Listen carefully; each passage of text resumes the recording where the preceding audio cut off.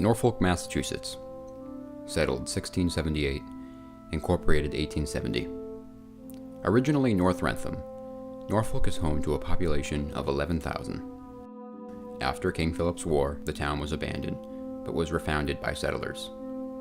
This is a history on the town of Norfolk, Massachusetts.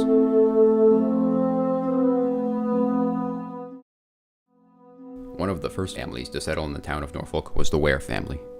From the 1600s to the 1960s, the Ware family owned land in Norfolk, known until 1870 as North Wrentham. Ebenezer Ware, at his deathbed in 1750, instructed his wife and children to give 4 acres of his farmland to, as he described, the use of the inhabitants of the north part of Wrentham to set a meeting house if need be. This included what became known as Norfolk Town Hill.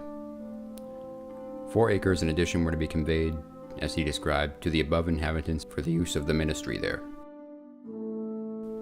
Norfolk Town Hill. This area was the site of the first meeting house, which later became the town hall. This area was often used for institutional activities from the 1700s to the present. In 1795, the Congregational Society of the North Parish of Wrentham was organized. Reverend David Avery's theology caused him to be dismissed from the church at the center of Wrentham. Reverend Avery and his supporters created a new church in the northern part of the town. A meeting house was constructed in 1796 on land that was donated for this purpose by Ebenezer Ware earlier in the century. In 1870, it became the town hall. This burned down in December of 1922. Ware's grandson, Josiah Ware, was a member of the building committee of the first meeting house. North Wrentham's Congregational Society had a second division, causing another congregational church to be built across Union Street from the North Parish Meeting House, today's Federated Church. This group, the Cleveland Religious Society in North Wrentham, was established by the original Congregationalists in 1832, named in honor of Reverend John Cleveland Jr., minister of the North Parish who died 17 years prior. The Orthodox church that was built is now known as the Federated Church of Norfolk. After Norfolk was incorporated in 1870, town meetings were held in the lower room of the North Parish Meeting House known as Lysom Hall. The North Parish Meeting House burned to the ground on December 5, 1922. The cause of the fire is unknown. From 1922 to 1949, most town meetings were held at the Grange Hall. If you look at the front exterior of the Norfolk Public Library, you see a part that is painted red. This is the North School. The North School, which is now part of the Norfolk Public Library, and originally was the Norfolk Public Library, remains one of the town's most historical areas. The building originally sat at the intersection of Cleveland and Fruit, but was moved in the late 1890s to where it is today. The former school was then used as a headquarters for the fire department until a new building was constructed in 1926. In 1951, it became the Norfolk Public Library. In the early 1960s and mid-1980s, additions were added to the small building. The library's building size increased after the library reopened in November 2005. The Ware Crypt is named after Ebenezer Ware, Robert the Aged's grandson. The construction of the Ware Crypt is likely known to happen sometime around 1730. The crypt's purpose was to be a holding tomb for dead bodies until it was a good time to bury at the cemetery. The first photographs taken of the Ware Crypt were around the turn of the 20th century. In these photos is Lyman E. Ware, great-great-great-grandson of Ebenezer. The last known usage of the Ware Crypt was 1926. The last Ware family member to own the crypt was Pamela Ware Harlow Fay.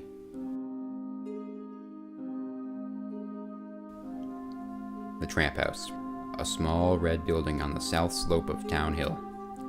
The Tramp House is a one-story, side-gabled frame building that was used for poor travelers.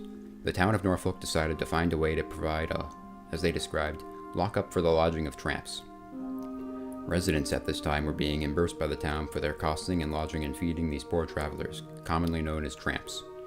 It was on the crest of the hill, which is now a different shape, where it faced North Street. In 1886, the Tramp House Town Lockup was built. The building was used as an extra classroom for the Central School in the 1930s. In the early 1800s, the society acquired for 13 church members a quarter-acre building that was part of the farm that is commonly referred to as the parsonage. In 1836, it went from being the parsonage to a privately owned building, until the church bought it in 1965, in which it became the parsonage again. It is a unique building because it was built before the Federated Church and housed some of the first ministers who served in the original meeting house on Town Hill. The first railroad line in the town opened in 1848. The line went from Walpole to Blackstone and was operated by the Norfolk County Railroad. By 1892, more lines were built by other companies through that area. Depots began appearing across the town, and branch lines were built to large manufacturing sites.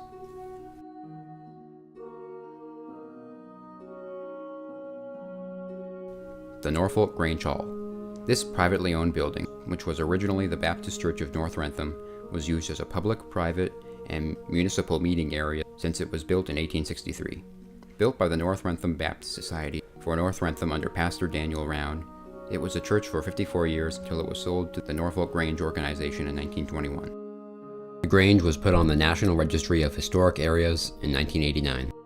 The schools, churches, scouts, and town government used the Grange often for events.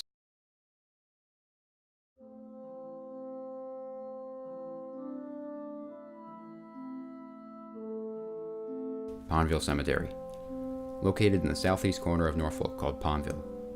Pondville Cemetery holds many veterans, including veteran bodies who were not discovered, which have plaques dedicated in their memories in the cemetery. Abiah Pond, a Revolutionary War veteran who fought at Lexington and Concord and was eventually captain of the Wrentham Militia, at one point lived next door to the cemetery. His wife and 10 children are buried in a plot on the rear plane of the cemetery. The tomb was presented to the cemetery by Virgil S. Pond in 1909. The Warelands. In 1660, Robert Ware the Aged led 10 men to explore at the time what was Native American territory and Wampanoag plantations that had been purchased from the Native American King Philip. By 1667, as it was described, Robert Ware had proctored title to a good deal of land, comprising what is now Norfolk. In the 1690s, Robert Ware the Aged's grandson, Ebenezer Ware, returned to this land to build a house.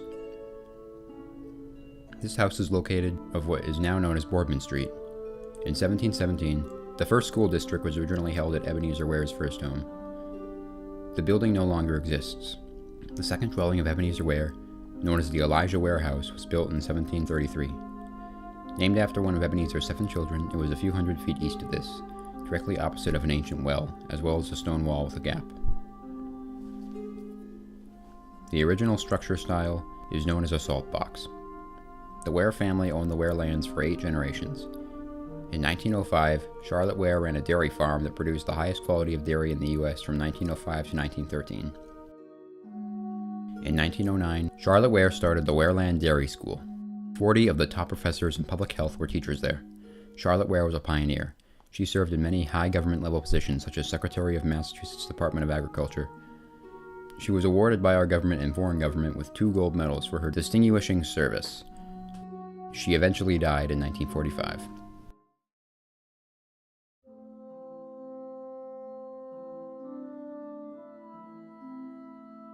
Norfolk Cemetery. The Norfolk Cemetery is part of an area known as Sullivan's Corner. Sullivan's Corner is on the National Registry of Historic Places. It consists of 5 houses. It is called Sullivan's Corner because the Sullivan family had once owned a store across the street of the cemetery, known as Sullivan's Corner Store. The cemetery is located northeast of the intersection and covers 5.35 acres. This originally was colonial burial ground, and starting in the 1830s, it expanded up the west slope of the hill. The markings on the grave face toward Seekonk Street. It has a flagpole and a veterans memorial.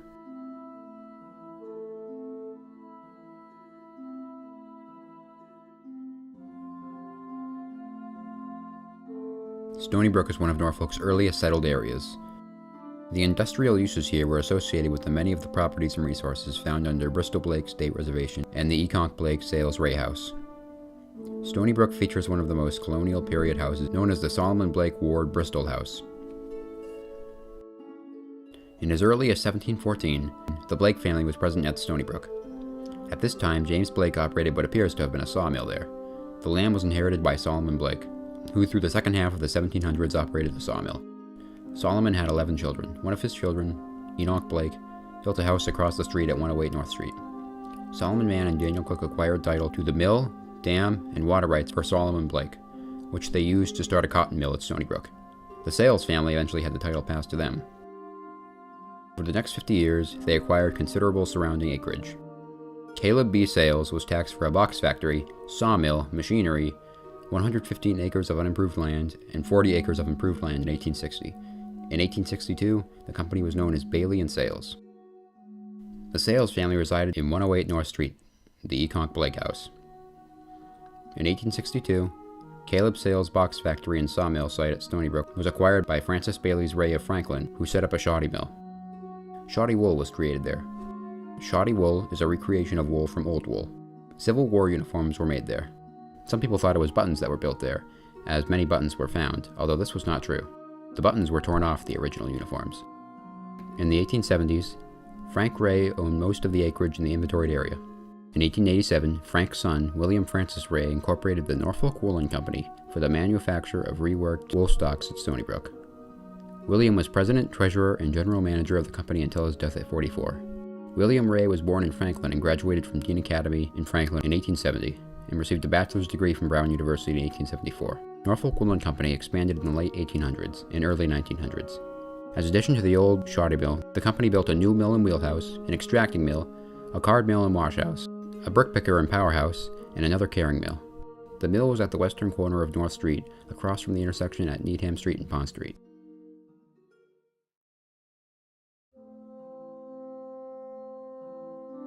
The Old Town Hall.